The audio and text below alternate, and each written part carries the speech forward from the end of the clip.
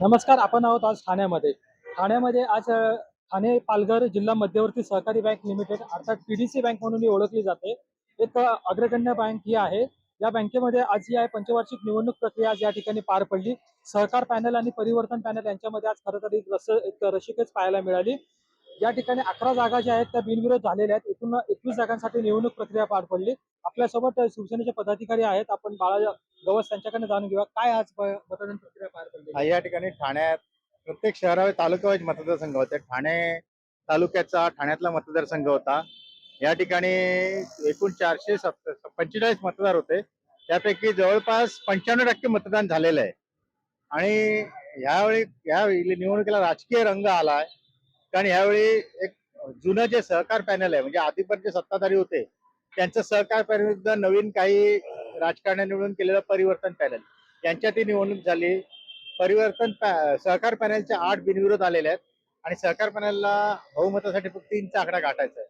आणि सहकार पॅनलमध्ये आमच्या एकनाथ शिंदे साहेबांबरोबरच बाळामामा म्हात्रे, हितेंद्र ठाकूर यासारखे सगळ्या, किसन कथोरे यासारखे सगळे दिग्गज लोक आहेत. त्यामुळे सहकार पॅनलचं 200% बहुमत येणार आणि पुन्हा सत्ता यांचीच येणार. कारण जे काही मतदार आहेत, जे सहकार याच्यातले लाभार्थी आहेत बँकेचे, त्यांना माहिती आहे या पॅनलमुळे, या पॅनलचे जे सत्ताधारी होते त्यांनी या बँकेला महाराष्ट्रात म्हणजे सगळ्यात जास्त नफा असणारी बँक, 1 नंबरची बँक आहे आणि भारतात 2 नंबरची बँक आहे. एवढ्या मोठ्या प्रमाणात बँकेचं त्यांनी केलंय. म्हणजे प्रॉफिटमध्ये बँका नसतात सहकारी बँका, पण ही बँक प्रॉफिटमध्ये चाललेली आहे. त्याच्यामुळे खरं तर या परिवर्तनाची काही गरजच नव्हती. तरी पण काही लोकांनी प्रयत्न केला, पण त्यांचे प्रयत्न यशस्वी होणार नाहीत. तुम्हाला वाटतं की शिंदे साहेबांचा करिश्मा आज या ठिकाणी पाहायला मिळेल म्हणून? हा, शिंदे म्हणजे सर्व पक्षीय आहे.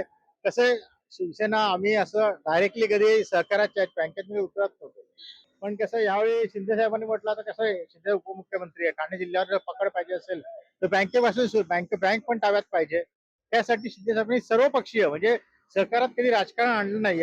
शिंदे साहेबांनी पण कधी उमेदवार असायचे पण कधी राजकीय असं झालेलं नाही. पण यावर्षी त्याचा खूप राजकीय रंग देण्यात आला या निवडणुकीला. निश्चितपणे आपण जर का पाहिलं असेल तर या ठिकाणी जी काही निवडणूक होती त्याला शिवसेनेच्या दृष्टीने ही निवडणूक पहिल्यांदाच त्यांनी त्यामध्ये उतरलेली आहे आणि त्याच्यासाठी ही निवडणूक आहे. शिंदे साहेबांसाठी विशेष करून निवडणूक महत्वाची मानली जाते. कारण ठाणे आणि शिवसेनेचे ठाण्याची शिवसेना जसं समीकरण आहे तसं शिंदे साहेबांसाठी ही निवडणूक प्रतिष्ठेची असणार. मात्र या ठिकाणी त्यांचा पॅनल बरोबरीनं मतांनी विजयी होईल असा विश्वास त्यांनी व्यक्त केलेला आहे. ज्ञानेश्वर जाधव, ठाणे.